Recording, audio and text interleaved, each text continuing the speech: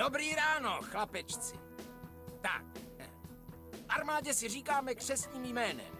A já se jmenuji seržant. A kdo jste kurva vy? Vy malí mizerní zmrdi! Představte se, hovada!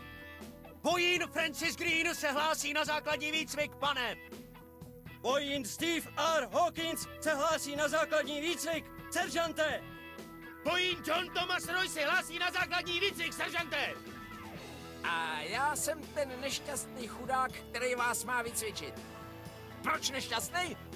Protože jste ta nejubožejší kupa sraček, jaká kdy strčila rypák do tohohle tábora. Brzo mě budete nenávidět, hajzlové, to vám slibuju. Jsem vaše nejhorší noční můra, sráči! Budete poslouchat každý mý slovo, rozumíte mi? Ano, pane! A tak teď jste tady v armádě. A v armádě se dělá dvěma způsoby. Tím špatným a tím mým. Rozumíte?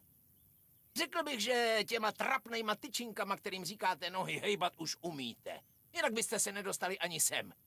Ale já vám řeknu, jak hejbe zadkem pořádnej americký voják. Tak, teď se trošku rozhejbejte, ať se rozehřejete na trošku běhání. Nebojte se, bude se vám to líbit, to vám slibuju.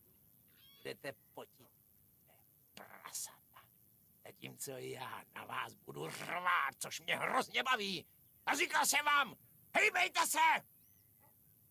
Tak, a teď vyzkoušíme vaše slaboučký svaly, hajzlové. Určitě jsou jako želé, měkký a slabý, ale budou silnější. Už brzo hovada zasraný, jakmile si dáme běh na pár mil.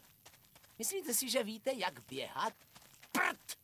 Když svoji hnusnou hlavu vystrčíte moc vysoko, někdo vám ji ustřelí a pak vám bude pršet do krku. Takže vy poběžíte hezky v pok. To se vám bude líbit, sráči. No, vidím, že haxnama komejhat umíte, tak to zkusíme.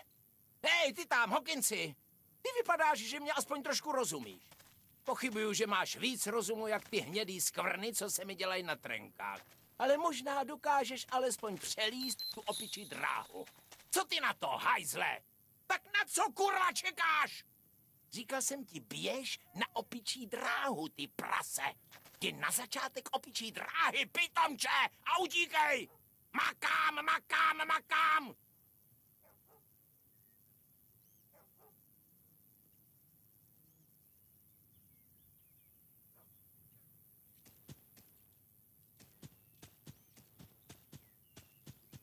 Tak na co kurva čekáš?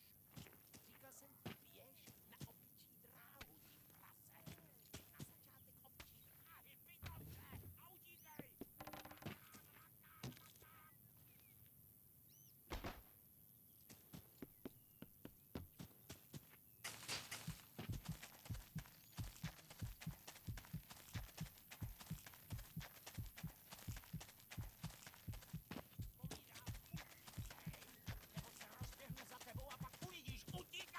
Takže moje rozkazy ti kurva nic neříkají, ty hovado převlečený za vojáka. To si myslíš, že jsi? Myslíš, že se mnou můžeš vyjebávat, hovno?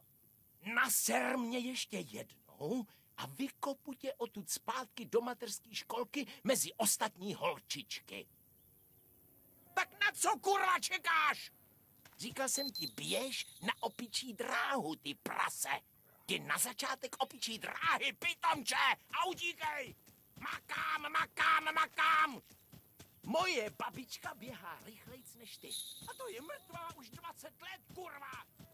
Říkal jsem ti, sakra, běž. Ty seš skoro tak blbej, jak seš hnusnej.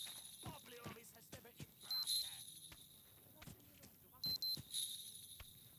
A zabili se mě oba. Hajzle. Není s tebou.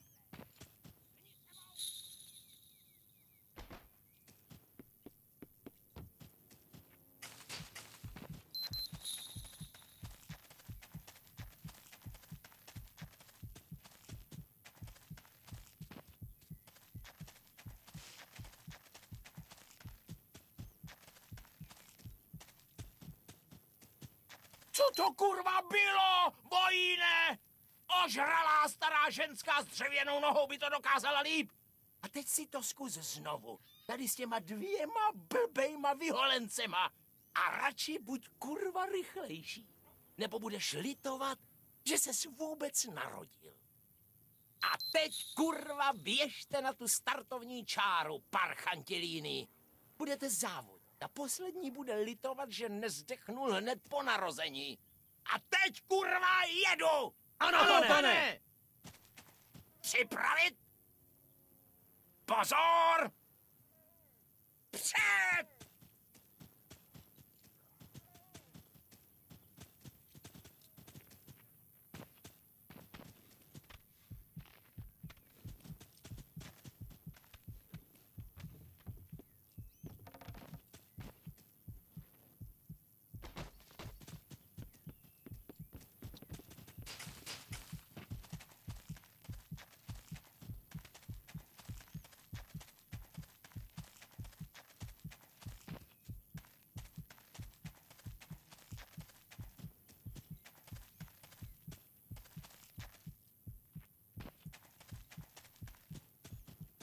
Potíš se jako prase a smrdíš ještě hůř.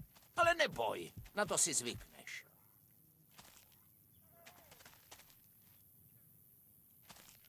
I když mě to překvapuje, dokončil si tuhle část tréninku.